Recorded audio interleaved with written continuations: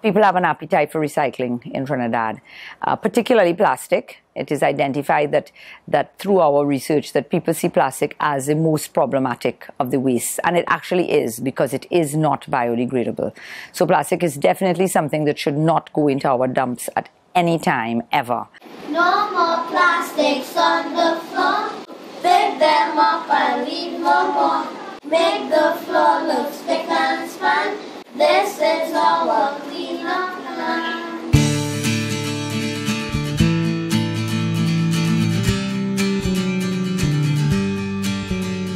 Plastikeep has really offered a group of people who don't even know each other a common purpose to work towards something that is positive.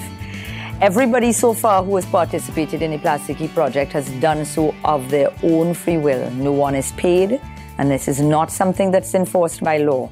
So really and truly, everybody's efforts have been of their own inspiration, of their own motivation. They've done it because they feel that it's something they need to do for the betterment of the country. And I think the real value of Plastikeep has been that it offers people something that they feel positive to be a part of, something that offers them hope. I'm getting calls from people I've never spoken to before. Women who are saying that, you know, part of my chores, my daily chores, the household daily chores is to take care of recyclables. I'm constantly getting calls saying that, you know, Plastikeep was our little light. Something that kept us happy on a morning, you know, when we saw that at least this was happening. Even in the business sector, I get constantly businessmen saying, you know, it feels so good to know that their Green Fund levy is going to something that is positive, something that's working. The project has offered great joy to many people. Schools, we have a competition, the Plastithon. This is an inter-school competition. We give many prizes. We're always winners.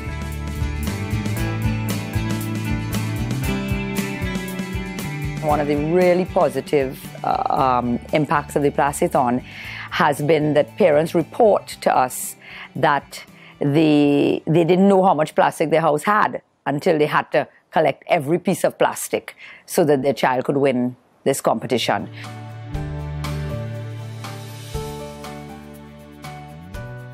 We also educate in the classrooms. We've been pilot testing our curriculum in 11 schools. That program is met with great joy from the students and with great gratitude from the teachers. We have found the capacity of teachers to introduce new things into their syllabuses is very difficult for them. So they're very grateful that our team could actually come in and manage these classes for them and do the workshops. We have projects with the children, you know, different things that go on in the curriculum. It's geared to all types of learning styles. So it's not just, it isn't like a normal just school curriculum that's very heavily geared to reading and writing. You know, many presentations, many projects where they create things, films, and even interactive things in the classroom where the children can move around and actually act out parts of the project. I am the prefect of this classroom. Clean up all the rubbish on the ground now. Yes, Granny. Just clean it up. It's disheartening for me to think that all of this momentum that we've built, this legitimacy which we have in this community, could end so abruptly on March 31st. Strangely enough, you know, when I went into communities at the beginning, communities that had been burnt before by government entities that had started recycling programs that had stopped, I promised them actually that I would see that this project lasted until it could feed into a national recycling program. Obviously, Plastikeep and our Plastikeep team cannot hold this down forever.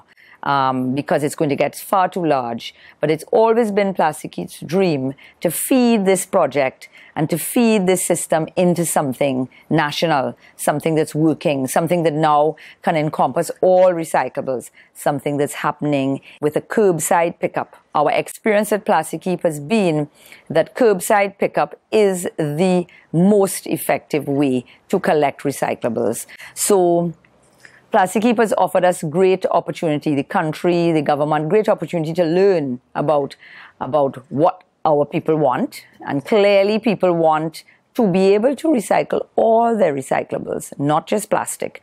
And our vision for the future was that we were going to set up neighborhood recycling centers where people could bring all of their recyclables, fashioned after what happens at the Scouts headquarters in St. Anne's, where you can recycle glass, Tetra Pak, paper, cans, your cardboard, and your plastic.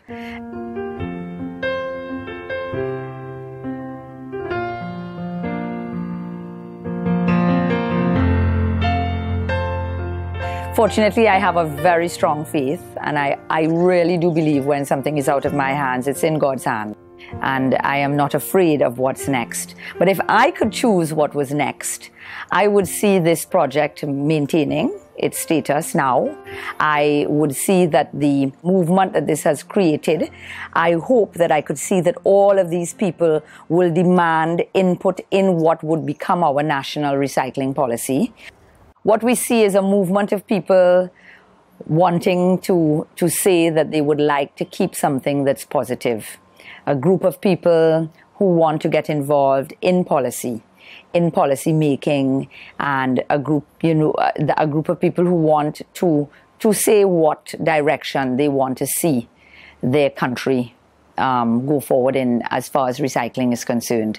Because as we all know, this is something that we have to do. We, the citizens, we, the common people. And it is really us that make any recycling effort success. So without the people, there is no success.